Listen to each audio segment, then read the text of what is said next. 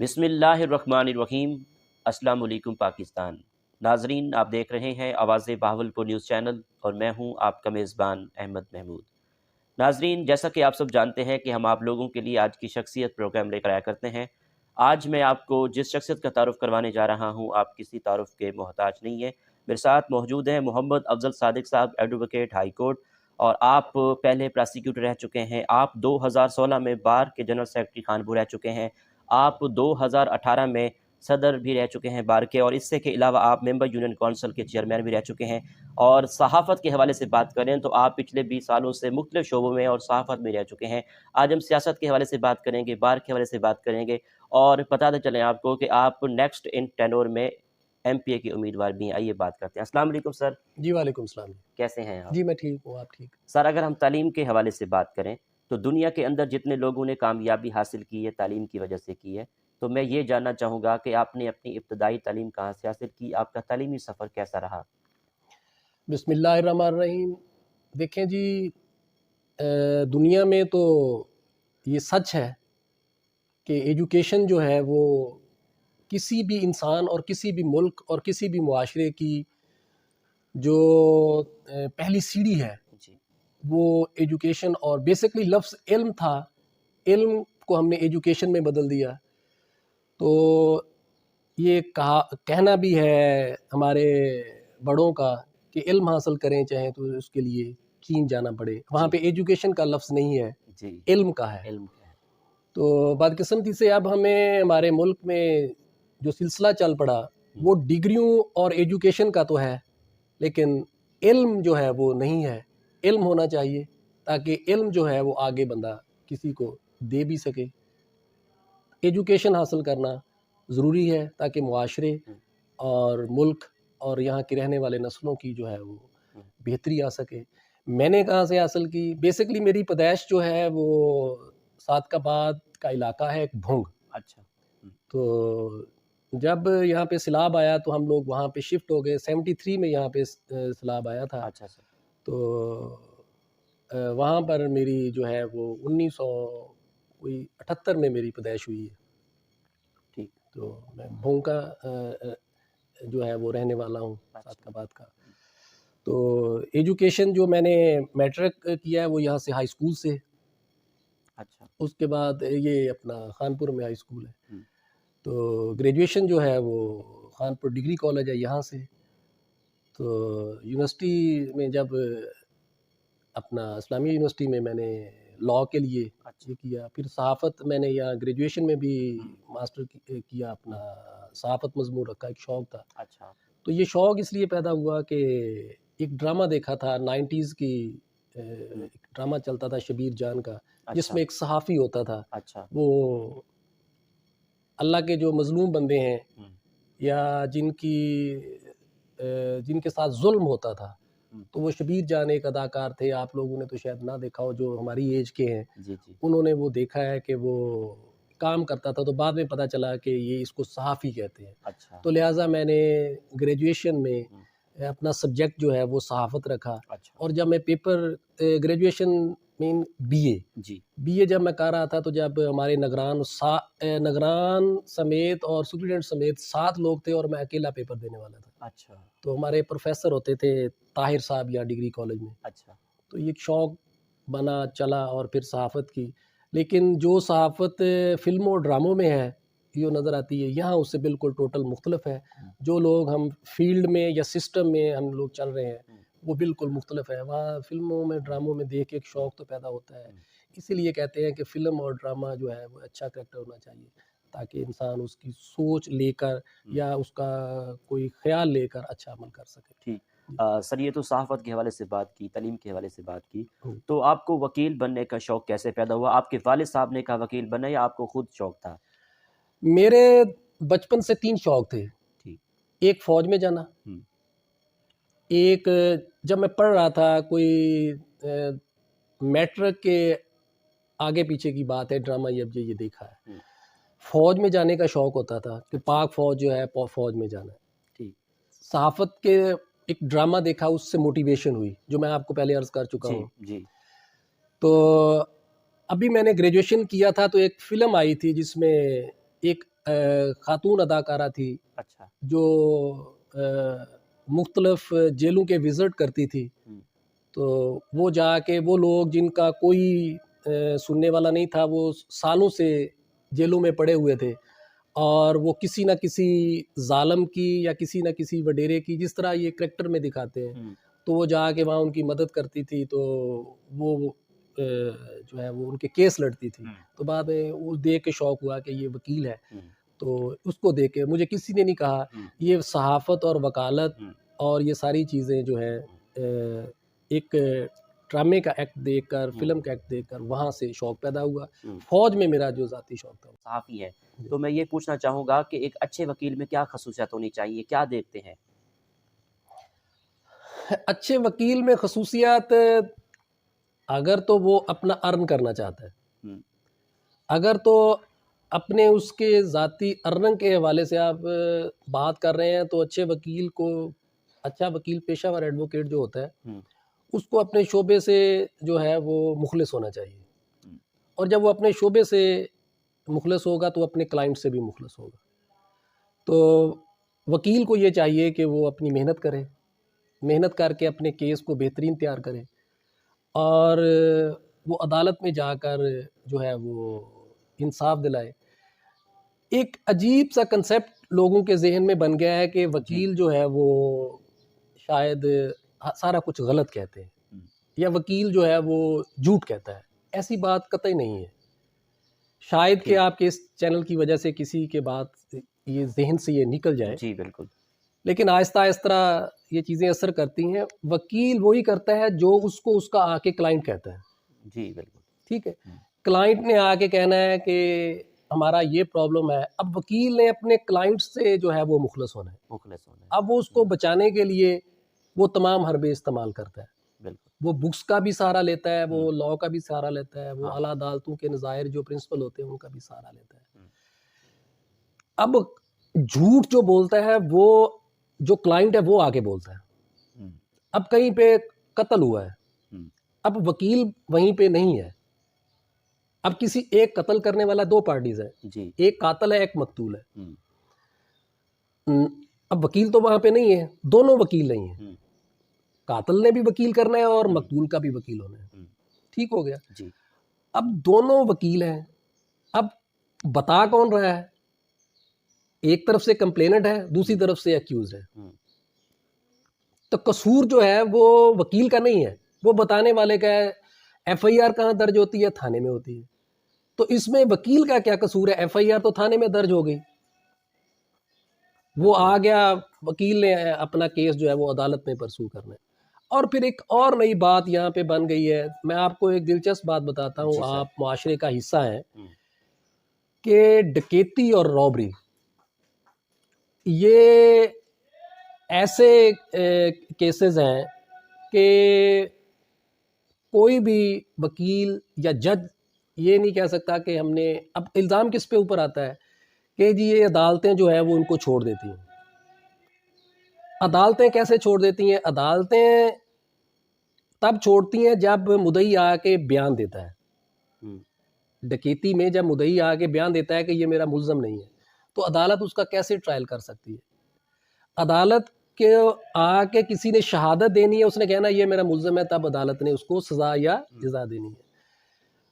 اب قانون کب کا بنایا؟ یہ ایک انگریز نے لکھا تھا، انگریز نے تھا ایک لارڈ میکالے، یہ اس کا لکھا ہوا ہے، اور یہ پاکستان بننے سے 100 سال پہلے کا ہے۔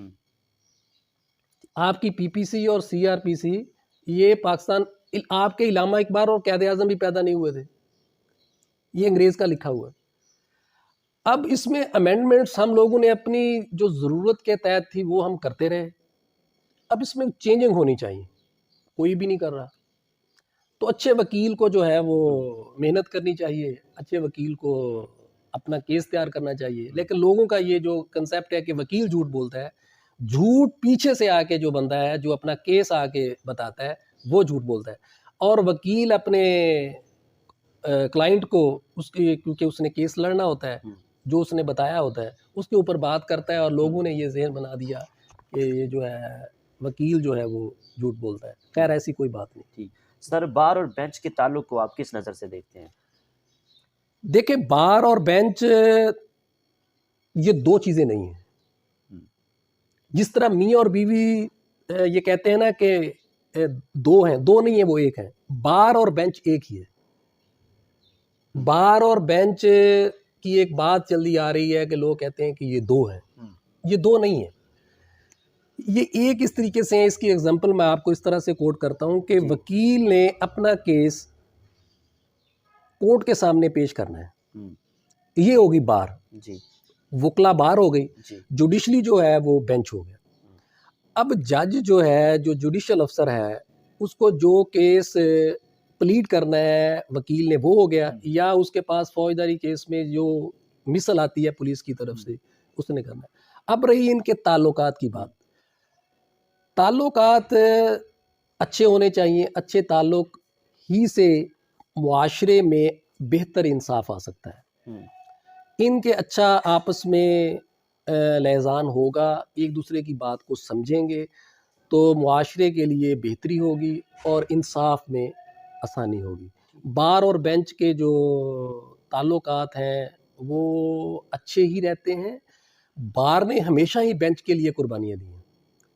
وکلا جو ہیں انہوں نے ہمیشہ اس ملک کے لیے قربانیاں دی ہیں، اس بینچ کے لیے قربانیاں دی ہیں. جب بھی عدالت کے اوپر کوئی بات آئی ہے تو یہ وکلا ہی ہیں جو اپنے آپ کو باہر لے کے آئے ہیں اور اپنے سر پھڑوائے ہیں، اور بینچ کی عزت اور وقار کے اس کو تھوڑا سا سم اپ کرتے ہیں کہ بار اور بینچ ایک دوسرے کی عزت ہے، ایک دوسرے کے لیے لازم اور ملزوم ہے.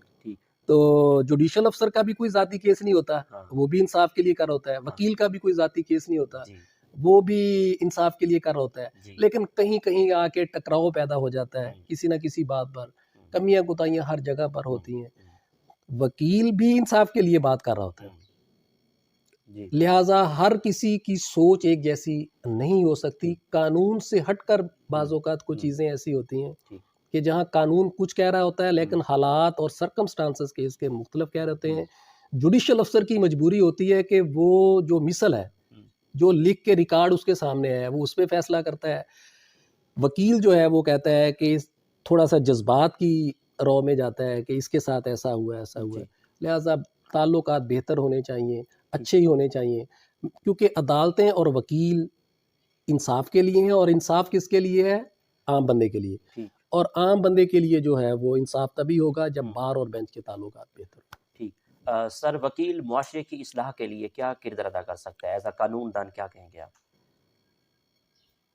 وکیل معاشرے کی اصلاح کے لیے، وکیل جب وکیل ہے نا وہ انسان تو ہے،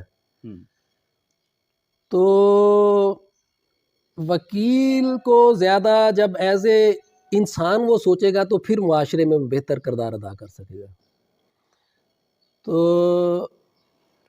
وکیل جب 15 سے 20 سال کے بعد اس کی پریکٹس ہو جاتی ہے نا، تو وہ اس معاشرے کی تلخیوں کو دیکھ دیکھ کر اتنا سخت ہو جاتا ہے کہ لوگ جب آتے ہیں تو اتنا جھوٹ بولتے ہیں اور جو کچھ کہتے ہیں یا جو ہمارے اس گلے سڑے سسٹم یا نظام میں ہو رہا ہے، تو وکیل بھی پھر اسی رو پہ چل پڑتا ہے. یہ آپ نے دیکھا ہوگا کہ آپ کو اکثر پتہ چلتا ہے کہ کہیں نہ کہیں وکیل جو ہے وہ جھگڑا ہو گیا کہیں سے. وکیل کا جھگڑا کیوں ہوتا ہے؟ وکیل کا جھگڑا اپنے کلائنٹ کے لیے ہوتا ہے.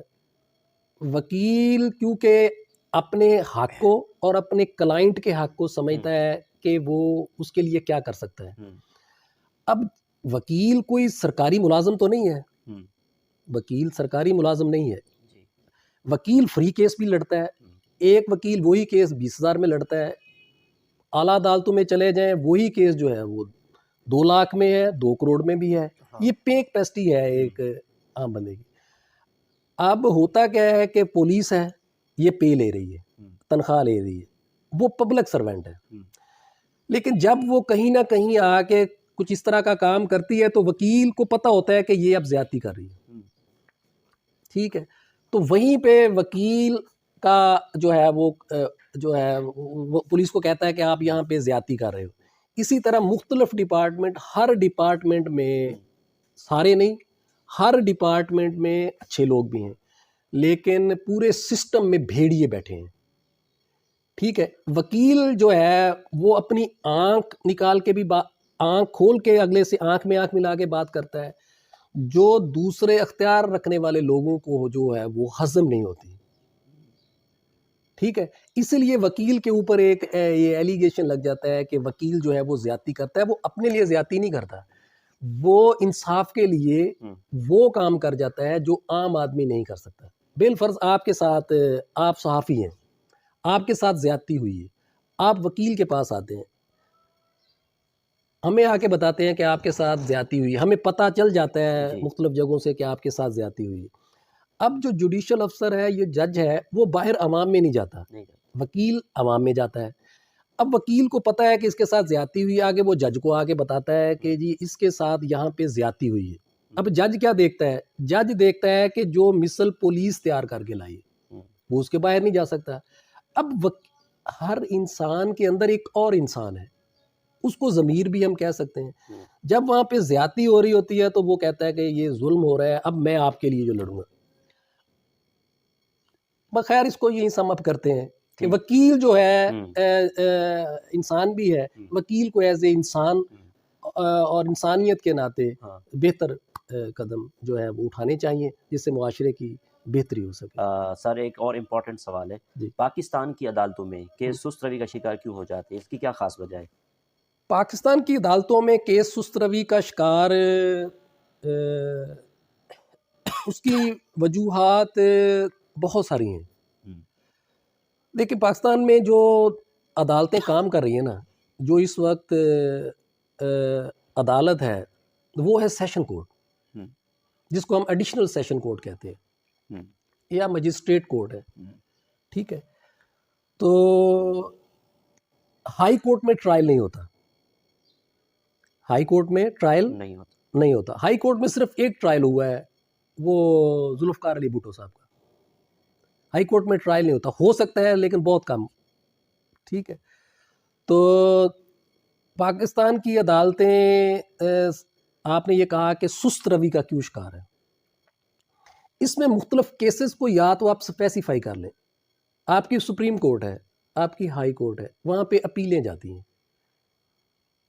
ٹھیک ہے، وہ وہاں کے ایڈوکیٹ آپ کو بہتر بتا سکتے ہیں کہ سپریم کورٹ میں سست روی کا جو وہ کیس سست روی کا شکار ہیں وہ کیوں ہے. میں یہاں پہ اگر پاکستان کی عدالتوں میں کہیں کام ہو رہا ہے، جو میں سمجھتا ہوں 20-21 سال میں جو میں نے دیکھا ہے، تو میں پراسیکیوٹر بھی رہا ہوں، میں نے سرو کیا، تو پاکستان کی ایڈیشنل کورٹ ہے، ایڈیشنل سیشن کورٹ،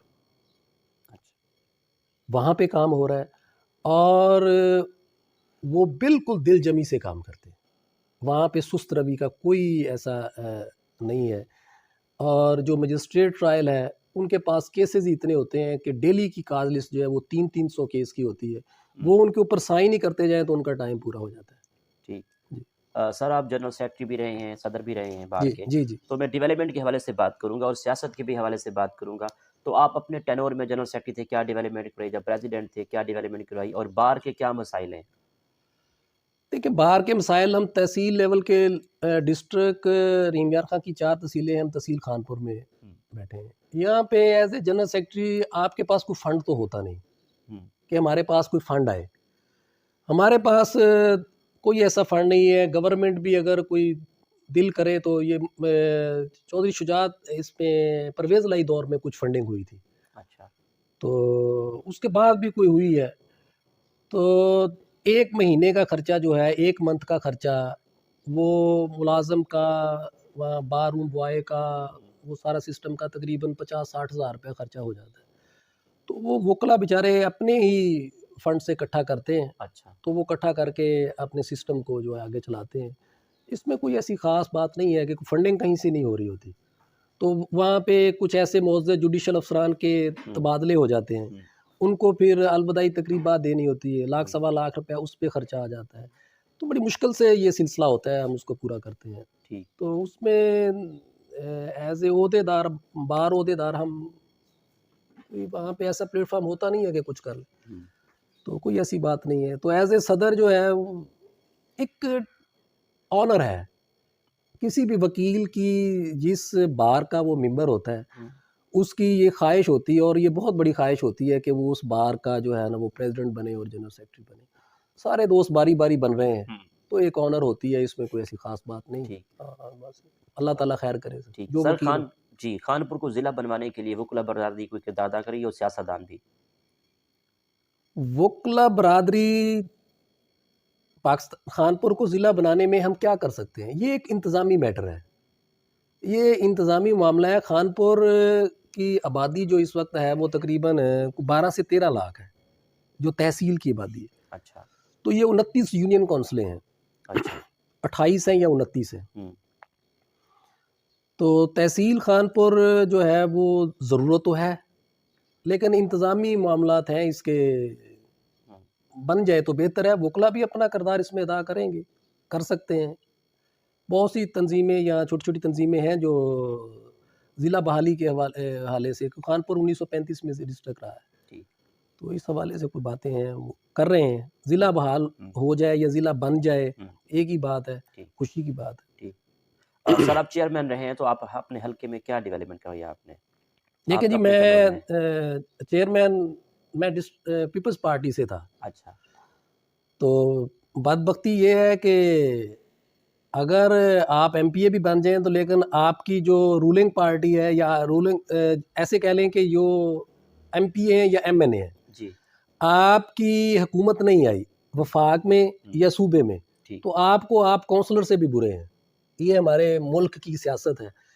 تو آپ کوئی کام نہیں کرا سکتے. ہم تو ایک چھوٹی سی یو سی کے چیئرمین تھے، تو ہمارے ساتھ تو کیا ہونا تھا، کوئی فنکشن نہیں تھے. اور ویسے بھی مہربانی کی تھی اس حکومت نے کہ 2.5 سال کے لیے تو ان کو ویسے ہی بین کر دیا. ان کے کوئی اختیارات نہیں تھے، 2.5 سال کے لیے بین کر دیا تھا. تو کچھ بھی نہیں تھا. تو کوئی فنڈ کیا آنا ہے وہاں پہ؟ جو کچھ فنڈ آئے تھے اس کے لیے یہ پلیاں شلیاں ہوتی ہیں، پائپ دے دیے، پلیاں دے دی، وہ جتنا تھے ہم نے اس کو کیا تھا. ٹھیک. جی ان فیوچر بلدیاتی الیکشن کے حوالے سے آپ کا کیا پوائنٹ آف ویو ہے؟ الیکشن ہوں گے؟ الیکشن دیکھیں، میں رائے کیا دے سکتا ہوں، اس ملک میں کبھی بھی کچھ ہو سکتا ہے. اس ملک میں کبھی بھی کچھ ہو سکتا ہے. تو یہاں تو رات کو بھی فیصلے ہو جاتے ہیں، عدالتیں بند ہوں تو جو ہم نے کرنا ہے وہ ہو جاتا ہے، کوئی ایسی بات نہیں. الیکشن ہو بھی جائیں تو کوئی فرق نہیں پڑتا. سالوں سے الیکشن ہو رہے ہیں، بلدیاتی الیکشن آپ دیکھ لیں کہ مشرف صاحب نے کرائے تھے، اس کے بعد یہ الیکشن ہوئے تھے. اب وہ جیت کے لوگوں نے لاکھوں روپے لگا کے چیئرمین بنے تھے، ان کو اختیارات ہی نہیں دیے گئے. تو یہ سسٹم ہی نہیں ہے. سب سے بڑی بات یہ ہے کہ سسٹم نہیں ہے. سسٹم ہوگا تو بات چلے گی. تو یہ ساری چیزیں ہیں بس. ٹھیک. اچھا سر، بات کریں اگر ڈیولپمنٹ کے حوالے سے، تو خانپور میں سیاستدان ڈیولپمنٹ کے حوالے سے کوئی کردار ادا کر رہے ہیں؟ دیکھیں، ہر سیاستدان کی اپنی ایک ترجیح ہوتی ہے. یہاں سے ہمارے پہلے الیکشن میں ایم این اے بنے شیخ فیاض الدین، ٹھیک مسلم لیگ نون سے تھے. ایم پی اے بنے مسلم لیگ نون سے تھے حاجی ارشد صاحب. ٹھیک اب کیونکہ وفاق میں بھی پی ٹی آئی کی حکومت تھی اور صوبے میں بھی تھی، یہ دونوں نون سے تھے، تو ان کی کیا ترجیحات ہو سکتی؟ ان کی ترجیح ہو بھی تو کسی کام کی نہیں ہے. تو باقی سیاستدان سنا ہے یہاں سے اس سٹی سے خسرو بختیار صاحب جو ہمارے اس وقت پی ٹی آئی کے جو ہے اہم وہ کیا رہنما کہہ لیں، بہت کچھ ہے، اس کے چھوٹے بھائی ہیں. جی تو وہ کر رہے ہیں، وہ ان کی جہاں اپنی ترجیحات ہوگی، جہاں ان کو فائدہ نظر آئے گا وہ سارا کچھ کام کریں گے. کیونکہ ہر سیاستدان کی خواہش ہوتی ہے کہ وہ اپنے ورکرز کو یا اپنے ووٹرز کو جو ہے وہ سپورٹ کر سکے، وہ وہیں وہ کام کرتا ہے. ٹھیک. سر ماشاء اللہ آپ ایم پی امیدوار ہیں خانپور کے، تو جب آپ ایم پی بن جائیں گے تو آپ کا کیا فوکس ہے، کیا منشور ہے، کیا پلانز ہیں آپ کے ان فیوچر؟ جب ایم پی بن جائیں گے تو کیا ڈیولپمنٹ کروائیں گے؟ آپ کا کوئی وی این مشن ہوگا؟ میں ایک شوق تو ہے، ایک خیال بھی ہے. تو یہ تو رب العزت جانتا ہے کہ میرے اندر کیا ہے. لفظوں کا کیا ہے، لفظ تو بہت کچھ زبان سے انسان کہتے ہیں، تیر چلاتے ہیں. تو میری ایک نیت ہے، اللہ تبارک و تعالیٰ بھی نیت جو ہے وہ اس کا پھل دیتا ہے. مجھے نہیں پتا کہ مجھے اللہ تبارک و تعالیٰ نے میرے لیے کیا سوچا ہوا ہے. بندے کی تو بہت سی سوچیں ہوتی ہیں کہ میں پتہ نہیں دن چڑھے رات چڑھے اور میں پتہ نہیں کیا بن جاؤں. اگر رب کو منظور ہوا تو اگر کبھی بن گئے تو اس وقت کے حالات کے مطابق دیکھیں کیا حالات ہوتے ہیں. تو میں ایز اے انسان بھی ایز اے وکیل بھی بہت کچھ کرنا چاہتا میں یہی ہوں کہ انسانیت کے لیے کچھ ہو جائے. اللہ تبارک و تعالیٰ کو نا اپنے بندے بہت عزیز ہیں. اللہ تعالیٰ فرماتا ہے کہ میں 70 ماؤں سے زیادہ پیار کرتا ہوں. 70 ماؤں سے زیادہ میں پیار کرتا ہوں. اور دوسری طرف آپ خود دیکھ لیں کہ مقصد یہ ہے کہ انسانیت کے لیے کچھ کریں گے. میں کیا تیر چلانا ہے، پتہ نہیں کیا میرے نصیب میں لکھا ہے یا کیا ہونا ہے. اگر کبھی اللہ کو منظور ہوا تو بن گئے تو پھر یہ ہے کہ خود کو انسان بنائیں گے اور انسانیت کے لیے جو ہے وہ جو کچھ کر سکے کریں گے. لیکن سب سے اس میں آپ نے سب سے جو میں سمجھتا ہوں اس وقت کے حالات کے مطابق جو بہت بڑا جس کی وجہ سے کرپشن ہے، جس کی وجہ سے لا اینڈ آرڈر کی صورتحال خراب ہے، جس کی وجہ سے ہر انسان پریشان ہے، جس کی وجہ سے پورا سسٹم تباہ برباد ہے. ہم لوگ کہتے ہیں جی مہنگائی ہے صدیوں سے ہے، رہے گی، رہنی ہے. کرپشن ہے، رہے گی، ہے، بڑھ جاتی ہے، کم ہو جاتی ہے، ہوگی. سسٹم ٹھیک نہیں ہے، ہماری نسلوں کی کاؤنسلنگ ٹھیک نہیں ہے. ہر والدین کو یہ سمجھ آ گئی ہے کہ یہ بتا دیا گیا ہے کہ آپ نے جی اپنے بچے کو پڑھانا ہے. اب پرابلم جہاں پہ شروع ہو رہا ہے وہ دو چیزیں ہیں. ہمارا آئین ہمیں تحفظ دیتا ہے، 1973 کا بھٹو کا آئین ہے جس کے اوپر ہم چل رہے ہیں، ان کا بھی ایک احسان تھا. لیکن انسان کی دو بنیادی ضرورتیں ہیں، میری اور آپ کی، اور اس دنیا میں اس ملک میں ملک کی بات کرتے ہیں. دو اہم ضروریات ہیں، وہ ہے ایجوکیشن اور اس کی ہیلتھ.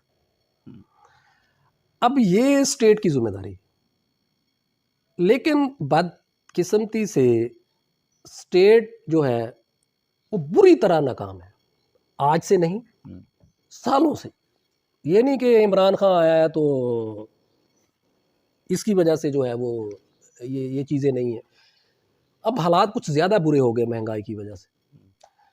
شروع سے ہی حالات، کسی نے اس طرف کوئی دیکھو نا، میں لا کی بات کر رہا تھا تو وہ کب کا بنا ہوا ہے، امینڈمنٹس آتی ہیں چھوٹی موٹی جو اپنے سسٹم کی ہوتی.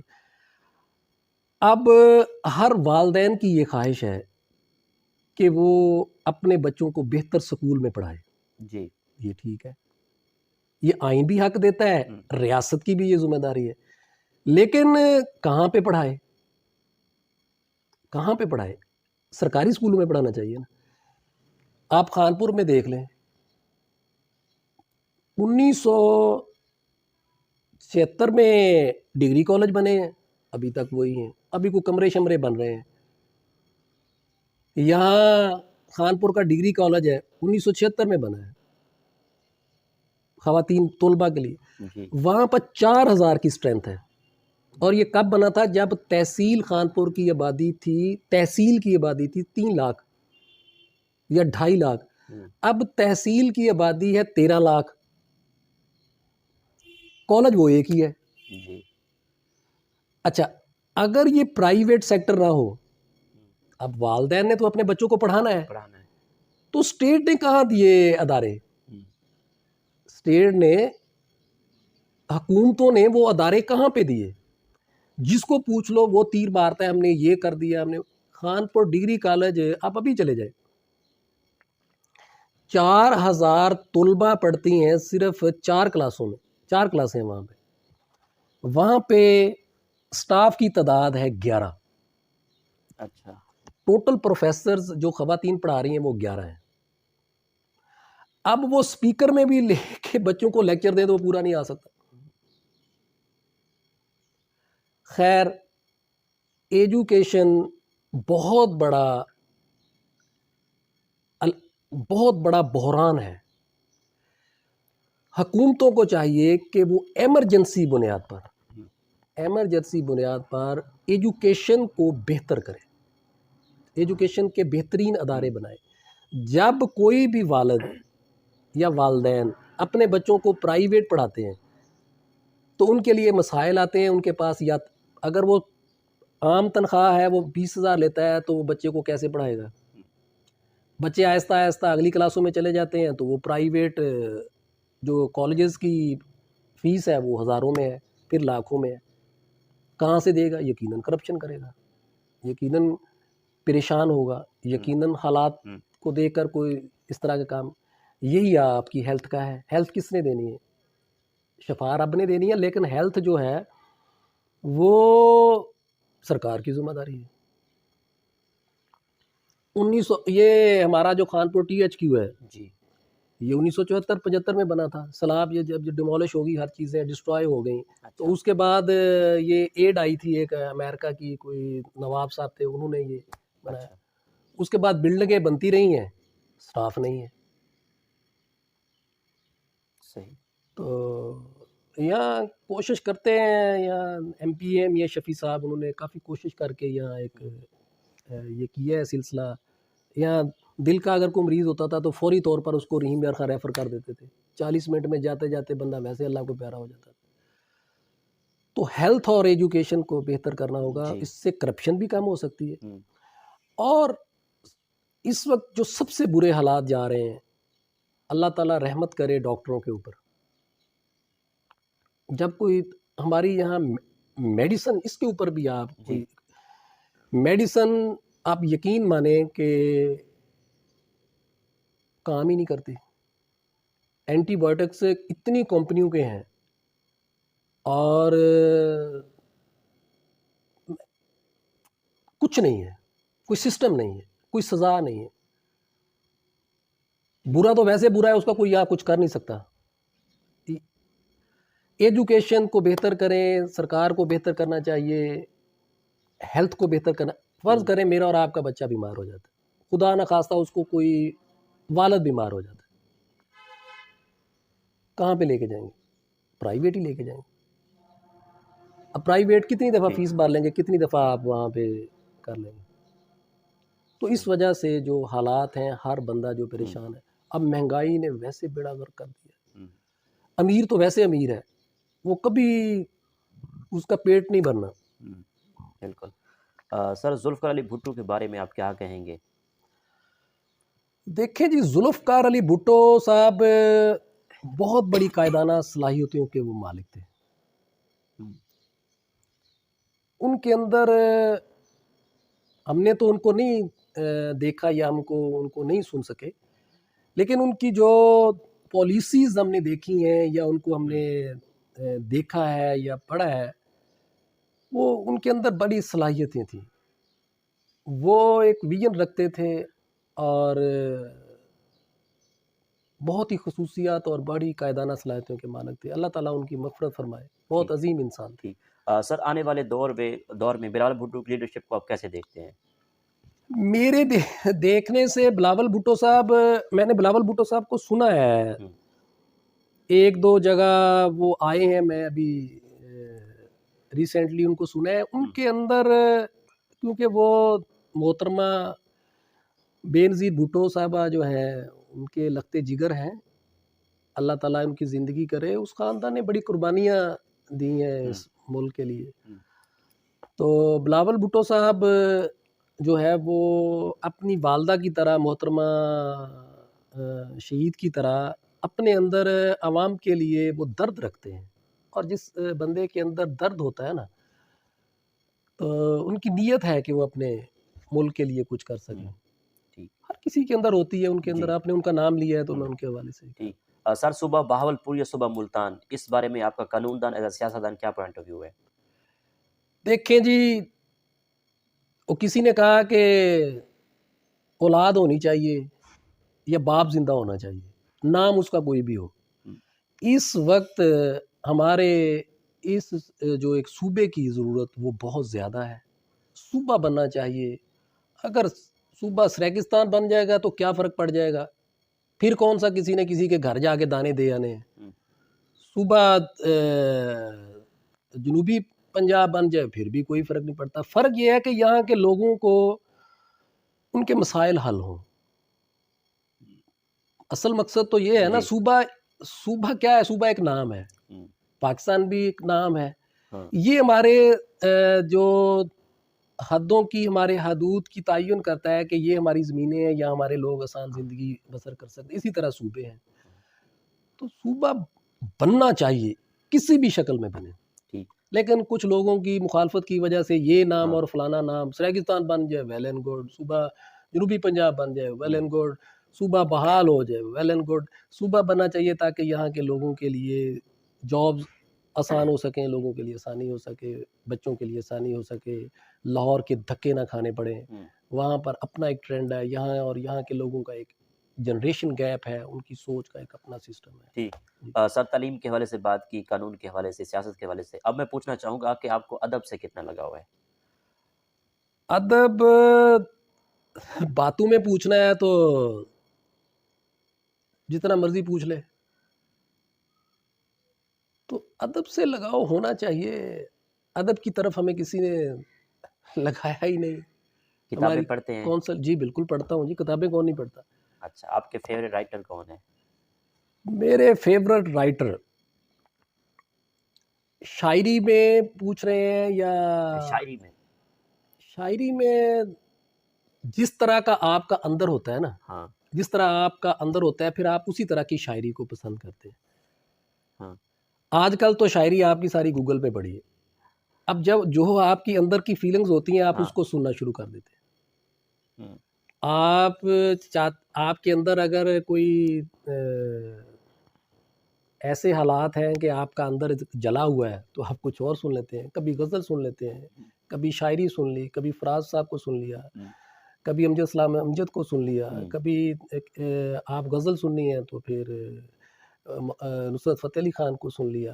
آپ بہت ہی اندر سے یہ کرتا ہے. جب آپ کا اندر جیسا ہے، آپ خوش ہیں تو آپ وہ ڈسکو گانا بھی سننا شروع کر دیتے ہیں. آپ اندر سے آپ کس طرح کی میوزک سنتے ہیں؟ کلاسیکل؟ اسی اندر کی فیلنگ سے. اچھا، اندر کی فیلنگ سے. دیکھیں ہر چیز عمر کے ساتھ ساتھ ہے.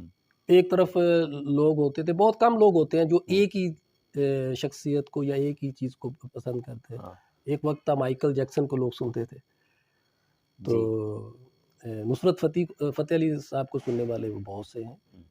وہ یہ اسی اندر کی فیلنگ سے ہے. فیلنگز اچھی ہیں تو پھر آپ بندہ سارا کچھ کرتا ہے، جھوم بھی لیتا ہے. یہ کون سی ایسی؟ سر ٹورازم کا کتنا شوق ہے؟ پاکستان کے کون کون سے شہر آپ کو اچھے لگتے ہیں؟ ٹورزم کا جی مجھے شوق کس کو نہیں ہے، ہر کسی کو ہے. میں پاکستان میں سفر سے مجھے ڈر لگتا ہے. اچھا. تو لیکن کچھ یہ ہوتا ہے کہ کسی علاقے میں جا کے وہاں کی ہسٹری کو جو ہے نا وہ دیکھا جائے. آپ کو کھانے میں کیا کیا پسند ہے؟ کھانے میں جو چیز اچھی بنی ہوئی ہو. اچھا، آپ کی فیوریٹ ڈش؟ جو جو چیز نوالا منہ میں ڈالا ہے، جو اچھی بنی ہوئی ہے، جو مزیدار ہے، وہی فیوریٹ ڈش. آپ کی اس کامیابی کے سفر میں دوستوں کا، اساتذہ کا، والدین کا کتنا ساتھ رہا؟ میری اس کامیابی میں سب سے پہلے میرے ماں باپ، وہ میرے پیر ہیں. تو اساتذہ کا تو اثر ہوتا ہے. بڑا اچھا لفظ آپ نے، مجھے بھول جائے گا. اس معاشرے میں، اس ملک میں اساتذہ کی کوئی قدر نہیں ہے. ہم ناکام ہی اس وجہ سے ہیں کہ نہ اس کو اساتذہ کو کسی نے عزت دی، نہ دی جا رہی ہے. اور اس کی سب سے بڑی وجہ یہ ہو گئی ہے کہ ایجوکیشن کمرشل ہو گئی اور استاد بھی کمرشل ہو گیا. اس میں استاد کا قصور ہے. قصور اس کا کیوں نہ ہو، وہ اپنے بچوں کو کیسے پالے. اساتذہ کا، ڈاکٹرز کو بھی دیکھ لیں.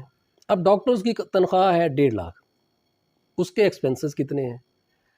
اب وہ ہاسپٹل سے نوکری کرتا ہے، پھر وہ اپنے پرائیویٹ کلینک پہ جاتا ہے، وہ سارا دن چل سو چل ہے، اس کو یہ ہے کہ کما لوں. یہ بات ہمارے ذہن میں یا ہمارے ادھر بیٹھ گئی ہے کہ جس کے پاس پیسہ ہے وہی سارا کچھ کر سکتا ہے. تو اس لیے ہر بندہ جو ہے وہ اپنی ترجیحات کے پیچھے بھاگتا ہے. سب سے بڑی ترجیح اس وقت ہمارے لوگوں میں جو ہے وہ پیسہ کمانے کی ہے. وہ کہاں سے آتا ہے یہ کوئی فکر نہیں ہے. حلال حرام کا سوال لوگوں میں ہوگا، لوگ کرتے ہیں، اچھے لوگ بھی ہیں، بہت سے اچھے لوگ ہیں. دیکھیں ایک اور بات آپ کو بتاتا ہوں. جی سر. ہم نے پڑھنے پڑھانے کے لیے، دنیاوی تعلیم حاصل کرنے کے لیے ہم پرائیویٹ اپنے بچوں کو پڑھاتے ہیں، ہزاروں روپے لگاتے ہیں، لاکھوں بھی لگا رہے ہیں. ٹھیک ہو گیا. پرائیویٹ بچوں کو ڈاکٹر بنانے کے لیے آپ یقین مانیں کہ آپ کے پنجاب کی جو ٹوٹل سیٹیں ہیں میڈیکل کی وہ ہیں 2700. کتنی؟ 2700. صرف 2700. 3000 ہے، 200 فاطمہ میں چلی جاتی ہے. اب 2700 جو پورے پنجاب کی وہ کیسے سرو کر سکتا ہے؟ اور آپ کے پرائیویٹ میڈیکل کالج جو ہیں وہ 100 سے بھی زیادہ ہیں. بہت حالات ہیں. پر ڈاکٹرز کو جو پرائیویٹ اچھا ڈاکٹر ہے وہ پرائیویٹ کرے، جو سرکاری اچھا ڈاکٹر ہے یا سرکار کی وہ تنخواہ لے رہا ہے یا اس کو پرائیویٹ کرنے کی اجازت نہ ہو. سرکاری ڈاکٹر کی تنخواہ کم سے کم 5 لاکھ ہونی چاہیے. سرکاری، یہ سب سے اہم بات ہے اگر آپ اس کو چلا سکیں تو. ویسے بھی آپ کسی اور سے بھی سوال، سرکاری جو ڈاکٹر ہے جو سرکار کے ہاسپٹل میں جاب کرتا ہے اس کی تنخواہ کم سے کم 5 لاکھ ہو، اس کو پرائیویٹ کرنے کی اجازت نہ ہو. سرکاری پروفیسر کی تنخواہ 5 لاکھ ہو، اس کو پرائیویٹ اکیڈمی چلانے کی، پرائیویٹ سکول چلانے کی اجازت نہ ہو. ٹھیک ہے، کم سے کم 5 لاکھ. اسسٹنٹ کمشنر کی تنخواہ جو ہے وہ 70,000 ہے. ٹھیک ہے. اب اس کو 70,000 آپ پے دے رہے ہیں، آپ اس کو کہتے ہیں کہ وہ کرپشن نہ کرے. ہر بندے کو پتا ہے کہ کون کیا نہیں کر رہا. اس کی تنخواہ بھی 5 لاکھ کریں، کرپشن کرے تو اس کے کرپشن کے اوپر سزا ہونی چاہیے. یہاں کرپشن کے اوپر ملک میں سزا ہی کوئی نہیں. انسپیکٹر ایس ایچ او کی تنخواہ 14واں سکیل ہے، اس کی تنخواہ ہے 50,000 یا 60,000. اس کی تنخواہ بھی 4 لاکھ کر دینی چاہیے. اگر کرپشن کرے تو اس کو انکوائری بیٹھے اور اس کو ختم کر دینا چاہیے. اچھے پولیس افسر جو اچھے ٹریسر ہیں، جو کرائمز کو اچھے طریقے سے ٹریس کرتے ہیں، وہ شام کے ٹائم بھی ان کو پرائیویٹ فیس دے کر جو ہے وہ کرائم جو ہے وہ ٹریس کرنا چاہیے. ٹھیک ہے. جتنا گورنمنٹ کا فنڈ آتا ہے ڈسٹرکٹ لیول پر وہ تفتیش کی شکل میں تفتیشیوں کو دینا چاہیے. جب تفتیشی کو نہیں ملتا تو تفتیشی 3 ملزم ہے، 4 ملزم ہے، اس میں سے 2 کو بے گناہ کرتا ہے، 1 کو بے گناہ کرتا ہے. وہ اس سے پیسے لیتا ہے، پیسے لے کر وہ اپنے جو آگے معاملہ چلاتا ہے. ایک پولیس افسر کا ٹائم ہونا چاہیے کہ اتنے بجے تک وہ ڈیوٹی کرے گا. جب آپ سسٹم سے انسان کی انسانیت سے یا اس چیز سے ہٹ کے کام کریں گے وہاں خرابی آئے گی. ایک سب انسپیکٹر ہے، ایک اے ایس آئی ہے، وہ پھنسا ہوا ہے. اب وہ بھی کیا کرتا ہے، وہ ادھر کام کرتا ہے، بچے اس کے کہاں بیٹھے ہیں. تنخواہ کتنی ہے؟ 30,000 40,000. پھر کہتے ہیں وہ کرپٹ نہ ہو. کیوں نہ ہو کرپٹ؟ بچوں کو، اس کے 5 بچے ہیں 6 بچے ہیں، اس نے گھر جا کے کرائے پہ لینا ہے. 20,000 سے نیچے گھر نہیں ملتا. 5 بچوں کو کیسے پڑھائے گا؟ پتہ نہیں پاگل ہیں یہاں کے لوگ، پالیسیاں بنانے والے عقل کے اندھے ہیں. آج سے نہیں، سالوں سے ایسا ہے. 20 سال سے دیکھ رہے ہیں، 20 سال سے دیکھ رہے ہیں. اور میرے بھائی جب کسی کی تنخواہ 30,000 ہوگی تو اس کے گھر کا خرچہ 1,30,000 ہوگا تو وہ کرپٹ کیوں نہیں ہوگا؟ بالکل صحیح بات ہے. پھر آپ کہتے ہیں وہ کرپٹ ہے. ریالٹی ہے سر. ٹھیک ہے. تو خدا کے لیے، اچھا میڈیا ہے، آپ کو ایک دلچسپ بات بتاتا ہوں. میڈیا سے عوام کیا چاہتی ہے کہ میڈیا بالکل سچ لکھ دے. بھئی کیوں لکھ دے؟ پرائیویٹ میڈیا کو آپ کیا دے رہے ہیں؟ آپ ان سے توقع تو کرتے ہیں کہ پرائیویٹ جو میڈیا ہے وہ بہت سچ لکھے، وہ ہمارا ساتھ نہیں دیتا، کیوں دے؟ گورنمنٹ تنخواہ دے رہی ہے اس کو، آپ دے رہے ہیں، کیا کبھی پوچھا ہے میڈیا والے سے اس کے کتنے بچے ہیں، اس کا گھر کا کیسے گزارا ہوتا ہے؟ کوئی نہیں پوچھتا. ٹھیک ہے، اب جی کیا کریں، کون کون سی باتیں کریں؟ اور پھر میں کبھی کبھی لکھتا تھا ایک کالم کہ میرے لکھنے سے کیا فرق پڑے گا. کیا فرق پڑے گا؟ کس ٹاپک پہ آپ لکھتے رہے ہیں؟ میں نے جی کس پہ نہیں لکھا، ایجوکیشن پہ سب سے زیادہ لکھا ہے، اچھا. ہیلتھ پہ سب سے زیادہ لکھا ہے. ایجوکیشن اور ہیلتھ بہت ہی ضروری ہیں، اور ہر بندے کے گھر کی کہانی ہے، اور یہی کرپشن بھی بندہ اسی لیے کرتا ہے. بچوں کو پرائیویٹ، کیونکہ سرکار جو ہے وہ شروع سے نہیں ہے، پچھلے سالوں سے نہیں، کئی سالوں سے نہیں ہے، 20 سالوں سے نہیں. مہنگائی دیکھ لیں، سب سے پریشان اس وقت درمیان کا طبقہ ہے. غریب جو ہے وہ بیچارہ پس گیا، وہ مانگ کے بھی گزارا کر لے گا، دیہاڑی کرتا ہے وہ بھی مزدور پریشان ہے. امیر کے پاس تو پیسہ ہی اتنا ہے، امیر سے. اس حکومت میں ایک فائدہ ہوا ہے امیر کو، جو جس کے پاس تھا وہ ڈبل سے 11 گنا ہو گیا، جو چیز لی ہے وہ بڑھتی گئی، درمیانہ آدمی جو ہے وہ پس گیا. اللہ تعالیٰ رحمت کرے، بس میں تو یہی کہہ سکتا ہوں. میں کسی کی نہ مخالفت میں بات کرتا ہوں نہ کسی حق میں، میں صرف یہ کہتا ہوں کہ انسانیت کے لیے جو چیز اچھی ہو، انسان کو انسانیت کے لیے کچھ کہنا چاہیے. بس ہمارے بڑے فلاسفر بڑے بڑے ہیں، فیس بک پہ ادھر ادھر وہ جو کہاں دل کرتا ہے لکھ رہے ہیں. جی پلیز. سر آپ کی آئیڈیل پرسنالٹی کون ہے؟ میری آئیڈیل پرسنالٹی تو جو ہمیں آج تک کسی نے بتایا ہی نہیں. پھر وہی بات ہے کہ تربیت یا کونسلنگ نہیں ہے. ہماری آئیڈیل پرسنالٹی تو نبی کریم صلی اللہ علیہ وسلم ہے. آپ کی نظر میں کامیابی کیا ہے؟ ہماری نظر میں کامیابی آپ کا اچھا سوچنا ہے، آپ کی نیت کا اچھا ہونا. آخر میں سننے والوں کو، دیکھنے والوں کو، وکلا برادری کو، اپنے حلقے کی عوام کو، خانپور کی عوام کو، ایز اے کینڈیڈیٹ ایم پی آپ کیا میسج دیں گے؟ میں کینڈیڈیٹ ایم پی اے سچی بات تو یہ ہے کہ یہ عوام جو ہے نا، ان کو اپنے حق کا پتہ ہی نہیں. سب سے بڑا ظلم عوام خود اپنے اوپر آپ کرتے ہیں. سب سے بڑا ظالم انسان خود ہے. سب سے بڑے ظالم عوام جو غریب ہے نا، وہ ایک دوسرے کا مخالف ہے. غریب ہی غریب کا مخالف ہے، جیسے عورت عورت کی مخالف ہے، اسی لیے غریب غریب کا مخالف ہے. غریب مخالف مجبوریاں بھی ہو سکتی ہیں، عقل کی کمی بھی ہو سکتی ہے، علم کی کمی بھی ہو سکتی ہے، ضروریات کا زیادہ ہونا بھی ہو سکتا ہے، خواہشات کا زیادہ ہونا بھی ہو سکتا ہے، اس کی اپنی پریشانیاں بھی ہو سکتی ہیں. تو کچھ بھی کہہ لیں، اچھی امید کرنی چاہیے. لیکن مجھے قیامت تک نہیں لگتا کہ ہم سدھر جائیں گے، کیونکہ ہماری ڈائریکشن ٹھیک نہیں ہے، ہماری تربیت ٹھیک نہیں ہے، ہمیں سمجھانے والا کوئی نہیں ہے. ہم نے دنیاوی تعلیم حاصل کرنے کے لیے اچھے سے اچھے پرائیویٹ ادارے بنا لیے.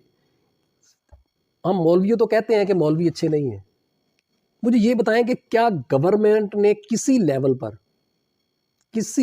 پر گورنمنٹ نے، یہ گورنمنٹ نہیں، ساری گورنمنٹ، ایک تو بدبختی یہ ہے کہ جب آپ گورنمنٹ کی بات کرتے ہیں تو بڑے سے سیانے بیوقوف کہتے ہیں، شاید یہ اس کی یا پچھلے کی یا اس کی بات کرتے ہیں. اوورآل میں بات کرتا ہوں، کہاں پہ ہم نے دینی مدارس قائم کیے، کہاں پہ ہم نے جو ماسٹر جو ہیں وہ علماء کو جو ہے وہ لیکچرز کے لیے رکھا ہے، کون سے سرکاری اداروں میں علماء جا کے پڑھاتے ہیں، کہاں پہ علماء کا ہمارا ایک تعلیمی ادارہ ہے جہاں علماء جا کے پڑھا سکیں، جہاں جا کے لیکچر دیتے ہوں، کس تحصیل میں ہے.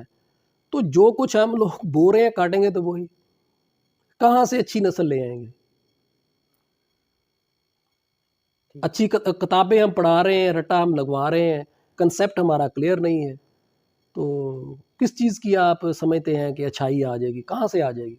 जब अच्छाई की तरफ जा ही नहीं रहे तो अच्छाई आ कहाँ से जाएगी? ठीक। बहुत शुक्रिया सर, आपसे बात करके आपका बहुत अच्छा शुक्रिया। लगा। आप अल्लाह पाक आपको कामयाबी अता करे। आमीन। मैं कामयाबी जी बिल्कुल अल्लाह ताला अता फरमाए। मैं तो कहता हूँ मैं अगर कर सकूँ तो अल्लाह के बंदों के लिए कुछ कर लूँ, लेकिन उसके लिए भी आपको अख्तियार होना चाहिए। अब मेरे फ़र्ज़ करें आपकी ख्वाहिश है कि आप अल्लाह के बंदे के लिए अच्छा कर लें, अब क्या कर सकते हैं, कहाँ तक कर सकते हैं? सड़ सकते हैं, सेंसिटिव हो सकते हैं, तकलीफ़ ले सकते हैं, परेशान हो सकते हैं, और क्या कर सकते हैं? ठीक, बहुत शुक्रिया सर। बहुत शुक्रिया। जी, तो नाज़रीन, आपने आज की शख्सियत प्रोग्राम सुना। एक नए प्रोग्राम में मुलाकात होगी, तब तक अल्लाह हाफ़िज़, अल्लाह निगहबान, पाकिस्तान ज़िंदाबाद।